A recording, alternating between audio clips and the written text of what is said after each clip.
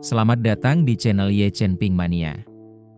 Terima kasih pada Tuan Rahim Awang dan Tuan Mohriduan yang sudah berlangganan di channel Ye Chen Ping Mania. Semoga dilancarkan rezekinya dan diberikan umur panjang yang penuh keberkahan. Terima kasih kepada semuanya yang sudah like dan subscribe. Semoga selalu diberikan kesehatan dan kesuksesan. Naga tak terkalahkan bab 7348 sampai bab 7351. Ye Changmin yang biasanya senang berbicara dan mengutarakan pendapatnya, selama ini hanya dia menyeduh dan menyajikan teh untuk semua orang, nyaris tak mengucapkan sepatah kata pun.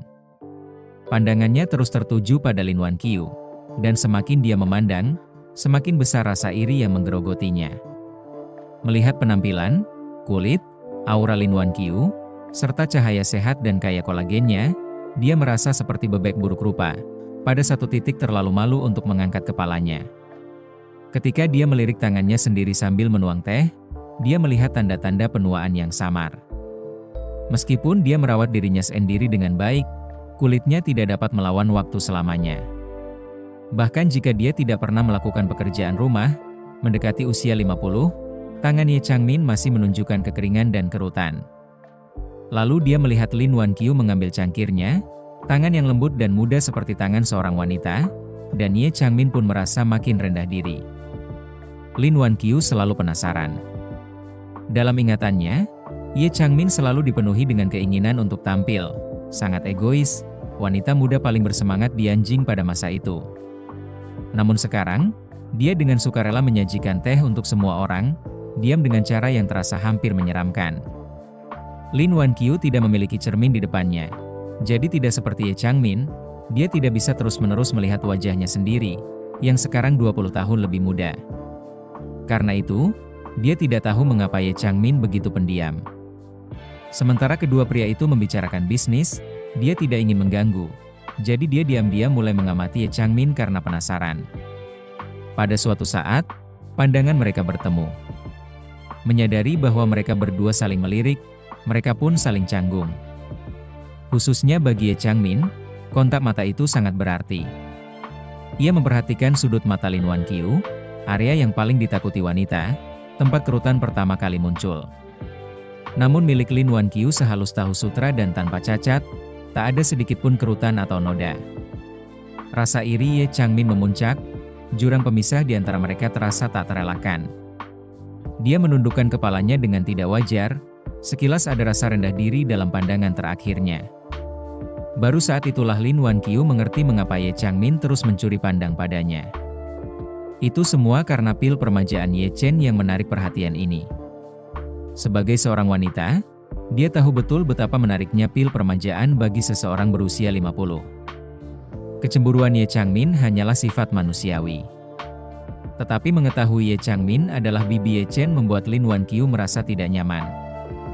Bagi Ye Changmin, tidak memiliki akses ke pil, sementara dia baru saja meminum satu pil utuh, terasa agak memalukan.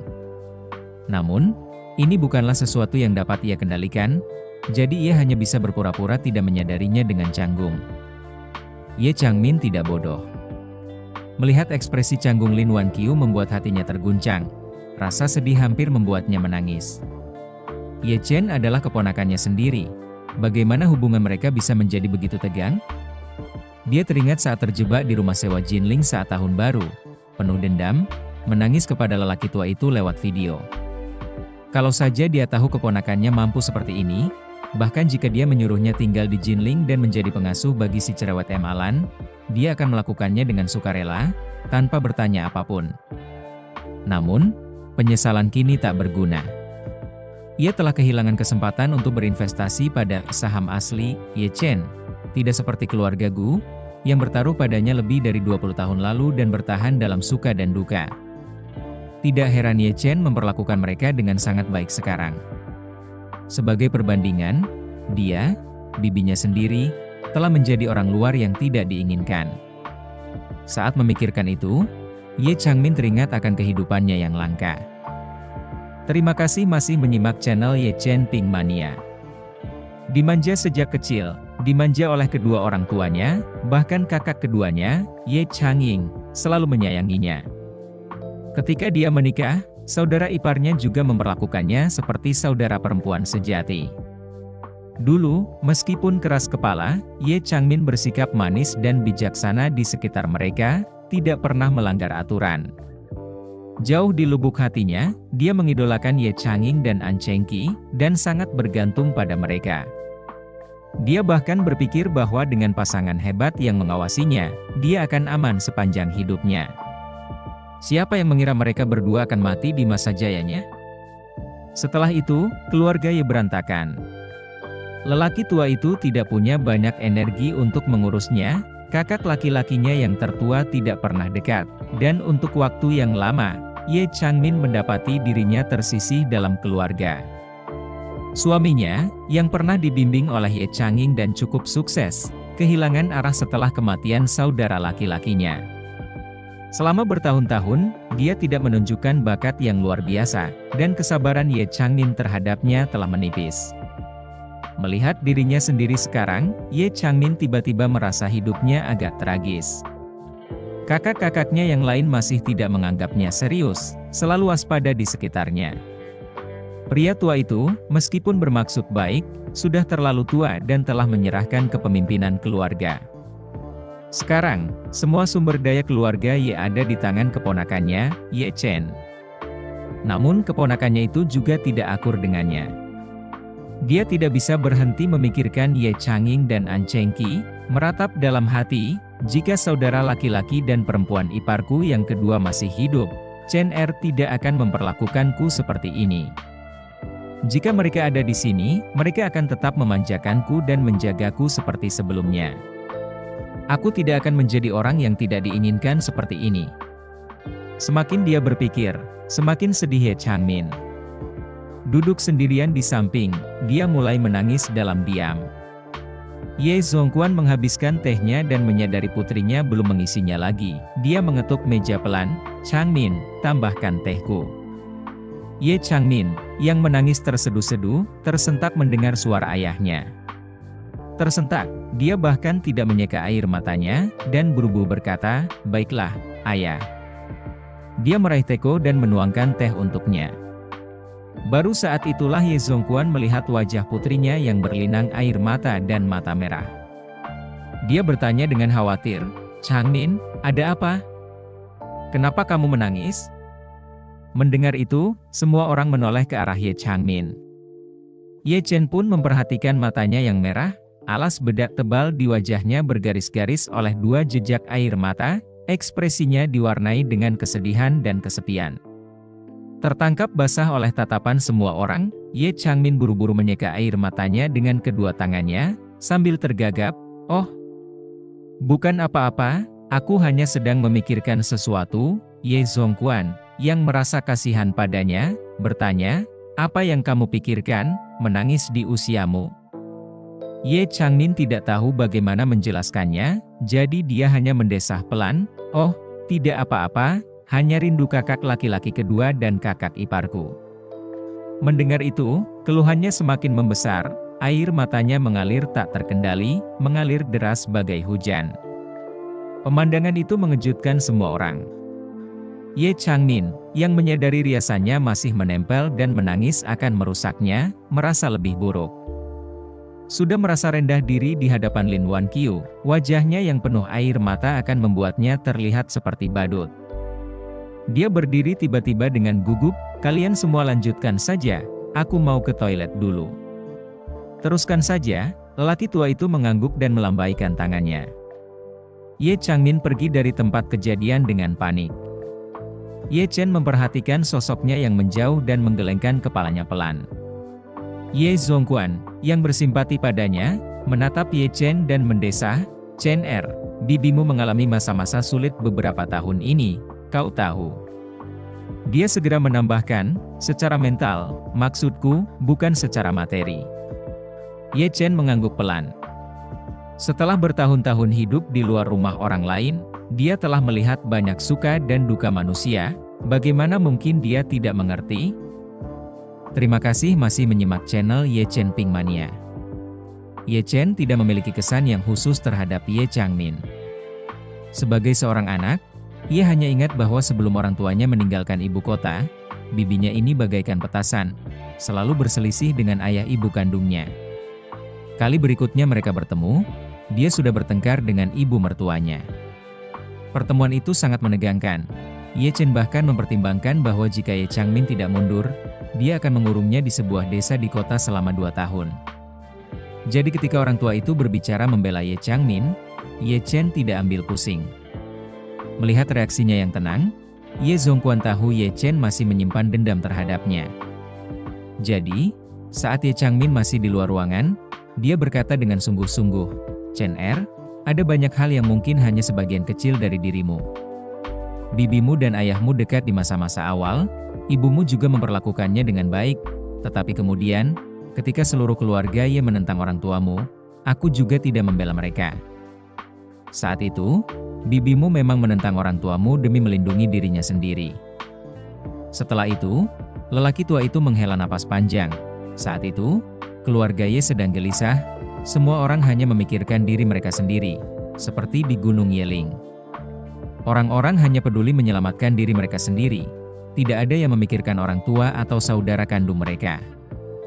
Itu mungkin tradisi yang sudah menjadi kebiasaan semua orang di keluarga Ye kecuali ayahmu. Ye Chen tidak bisa tidak mengingat masa kecilnya. Sebelum mereka meninggalkan ibu kota, orang tuanya memang telah dikucilkan oleh seluruh keluarga. Yang memimpin gerakan ini adalah paman tertuanya.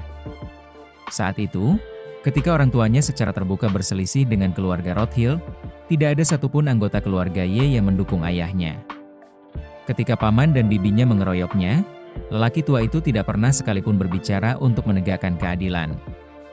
Kejadiannya sangat mirip dengan apa yang terjadi di Gunung Yeling. Keluarga Ye tidak pernah menjadi klan yang bersatu.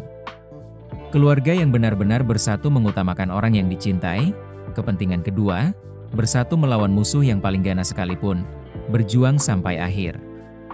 Namun, keluarga Ye lebih mirip istana dinasti feodal yang sekarat, setiap orang terobsesi melindungi wilayah mereka sendiri, tidak tergerak bahkan jika negara jatuh, selama wilayah kecil mereka aman. Ye Changmin bergabung dengan pamannya melawan orang tuanya sebagian merupakan DNA keluarga Ye, sebagian lagi karena kepentingan pribadi. Ye Chen tidak ingin menghakimi benar atau salah, tetapi hal itu masih melekat di benaknya. Bahkan lelaki tua pun tak luput dari hal itu. Tentu, dia tidak secara pribadi mengusir keluarga Ye Chen, tetapi dengan membiarkan orang lain menimpali orang tuanya dan tidak melakukan apapun untuk menghentikan kepergian mereka, dia telah meninggalkan duri yang membekas di hati Ye Chen. Kali ini, Ye Chen mendesah pelan, "Aku tidak ingin menghakimi benar dan salahnya masa lalu. Jika harus, aku akan mengatakan bahwa itu adalah era yang penuh dengan penjahat, tidak ada satupun jiwa yang baik." Ye Zongquan merasa agak canggung. Bagaimana mungkin dia tidak mengerti arti kata-kata Ye Chen? Ye Changing telah meninggalkan keluarga Ye dengan maksud memutuskan hubungan, agar konfliknya dengan King Breakers tidak menyeret mereka ke bawah. Dia tidak mengatakan yang sebenarnya kepada keluarga itu, dan malah secara terbuka berperang dengan keluarga Rothschild untuk memaksakan pemisahan itu. Itu menunjukkan bahwa ia telah lama mengetahui sifat keluarga Ye, dan mengetahui bahwa begitu ia melawan keluarga Rothschild, mereka akan meninggalkannya demi kepentingan mereka sendiri. Terima kasih masih menyimak channel Ye Chen Ping Mania. Dan benar saja, mereka tidak mengecewakannya. Ye Chen mendesah dalam hati, mendapati seluruh kejadian ini sungguh ironis. Ayahnya secara terbuka telah berperang melawan keluarga Rothschild, yang pada intinya ingin menyelamatkan keluarga Ye, dan sepenuhnya menyadari bahwa menghadapi musuh yang kuat akan membuat mereka melepaskannya. Itu seperti mengetahui kekasihmu akan selingkuh, jadi Anda memberi mereka kesempatan untuk pergi, melindungi mereka dari masalah Anda sendiri. Bahkan di akhir hidupnya, ayahnya masih memikirkan keluarga ini. Memikirkan ayahnya yang tidak peduli apakah ia hidup atau mati, memikirkan saudara-saudarinya yang tidak sabar untuk melihatnya pergi. Gu Yansong, yang mengetahui semuanya, menebak apa yang sedang dipikirkan Ye Chen. Dia mendesah pelan, berkata dengan serius, "Chen Er, beberapa orang tidak dilahirkan untuk hidup bagi diri mereka sendiri. Misi ayahmu sepanjang hidupnya adalah untuk mengurus keluarganya. Baik itu klan Ye yang besar atau trio kecilmu dengan ibumu, dia melakukannya dengan cemerlang." Ye Chen mengangguk sedikit. Dia setuju dengan Gu Yansong. Selama bertahun-tahun di panti asuhan, dia telah melihat berbagai macam anak yang menyedihkan. Beberapa dari mereka terlahir dengan penyakit yang parah. Dibawa ke panti asuhan, mereka melakukan apa saja yang mereka bisa untuk merawat anak-anaknya, tetapi beberapa di antaranya tetap meninggal muda. Bibi Li pernah mengatakan kepada mereka, sambil berlinang air mata, bahwa beberapa orang datang ke dunia ini bukan untuk menikmatinya, melainkan untuk menderita. Terlahir sakit, ditelantarkan orang tua, hidup singkat mereka dihabiskan untuk berjuang melawan penyakit, meninggal tanpa mengetahui nama keluarga mereka sendiri. Nasib ayahnya tidak seburuk itu, tetapi sejak muda, ia bertekad untuk mengangkat keluarga Ye ke puncak kejayaannya. Belajar dengan giat, berkeliling dunia, semua itu dilakukannya untuk membuka jalan bagi kebangkitan keluarga. Kemudian, dia memutuskan hubungan dengan mereka, mengatur pelarian bagi putranya, dan pergi menemui ajalnya bersama ibunya. Bahkan di akhir hayatnya, dia tidak memikirkan dirinya sendiri, segalanya adalah untuk keluarganya. Ye Chen bertanya-tanya, jika ayahnya masih hidup, bagaimana dia akan menghadapi keluarga Ye sekarang? Akankah dia menyimpan dendam yang sama seperti Ye Chen, atau tetap menjaganya tanpa pamrih seperti sebelumnya? Ye Chen menduga itu akan menjadi yang terakhir. Tetapi dia tidak dapat melakukannya sendiri. Ye Zhongquan, Ye Changmin, Ye Changkong, Ye Changyun di Gunung Yeling. Mereka semua, dia mampu bertahan untuk tidak mengusir mereka dari keluarga. Namun dia tidak mampu untuk berbalik dan peduli pada mereka, melindungi mereka. Mungkin disitulah letak kesenjangan antara dia dan ayahnya. Tetap saja, memikirkan sifat egois keluarga Ye Chen merasa sedikit jijik. Keluarga ini hanya bangkit ketika ayahnya berada di puncak karirnya, terikat oleh keuntungan. Sudah waktunya untuk perhitungan. Dengan datangnya Qingming segera setelah tahun baru, dia berkata kepada Ye Zhongquan, "Kakek, Qingming ini, panggil semua keluarga Ye ke Gunung Yeling untuk upacara leluhur. Sudah waktunya memberi mereka pendidikan ideologi. Jika keluarga Ye dapat bersatu ke depannya, aku akan terus menggelontorkan sumber daya untuknya. Jika tidak, keluarga itu akan bubar di Gunung Yeling, memutus semua ikatan dan dana dengan cabang-cabang agunan. Adapun paman ketiga, bibi, dan yang lainnya, mereka keluar dari keluarga Ye. Aku akan mendirikan perwalian, mereka dan anak-anak mereka dapat memperoleh tunjangan bulanan, tetapi tidak seorang pun dari mereka yang dapat bersuara dalam menjalankan keluarga lagi." Bersambung.